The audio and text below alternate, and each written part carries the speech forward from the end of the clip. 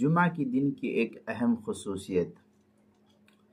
جمعہ کے دن اللہ تعالیٰ نے ایک ایسی ساعت اس امت محمدیہ صلی اللہ علیہ وسلم کو عطا فرمائی ہے کہ اس ساعت میں اللہ تعالیٰ سے امت محمدیہ جو بھی دعا مانگے گی اور اس ساعت میں جو بھی دعا انسان اللہ تعالیٰ کے سامنے مانگے گا وہ یقیناً قبول ہوتی ہے۔ حضرت ابو ہریرہ رضی اللہ تعالیٰ عنہ کی روایت میں ہے کہ نبی پاک صلی اللہ علیہ وسلم نے ارشاد فرمایا ان فی الجمعۃ لساعۃ لا یوافقها عبد مسلم یسأل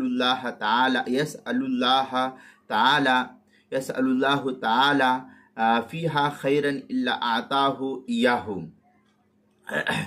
متفق علیہ۔ یہ مشکات المصابیح کے پہلی جلد صفحہ 119 پر نقل کی گئی ہے اس روایت کو، کہ جمعہ کے دن ایک ایسی ساعت ہے جس میں کوئی بھی مسلمان اللہ تعالیٰ سے جو بھلائی مانگے تو اللہ تعالیٰ اسے ضرور اس خیر سے سرفراز فرماتے ہیں۔